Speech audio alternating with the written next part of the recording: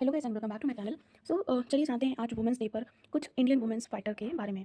पहली स्टोरी है कनकलता बरुआ, जो सिर्फ 17 साल की एक लड़की और हाथ में तिरंगा। ये कहानी है कनकलता बरुआ की, जो असम की एक ब्रेव फ्रीडम फाइटर थी। 1942 में क्विट इंडिया मूवमेंट के दौरान उन्होंने एक प्रोटेस्ट मार्च लीड किया। उनका गोल था पुलिस स्टेशन पर इंडियन फ्लैग लहराना।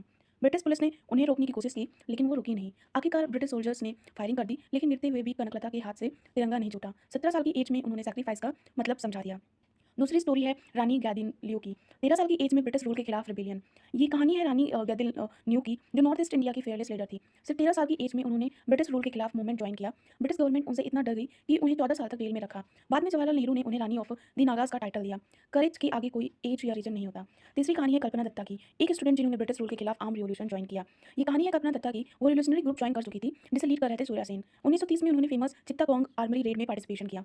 बाद में ब्रिटिश गवर्नमेंट ने उन्हें अरेस्ट कर लिया और जेल भेज दिया। फ्रीडम सिर्फ सोल्जर्स ने नहीं, स्टूडेंट और वुमेन्स ने भी फाइट की। तीसरी कहानी है उषा मेहता की, एक 22 साल की लड़की ने ब्रिटिश रूल के खिलाफ सीक्रेट रेडियो स्टेशन चला दिया। ये कहानी है उषा मेहता की। 1942 में क्विट इंडिया मूवमेंट के दौरान उन्होंने एक secret radio station Congress radio शुरू किया। इस रेडियो के थ्रू फ्रीडम फाइटर तक मैसेज पहुंचाए जाते थे।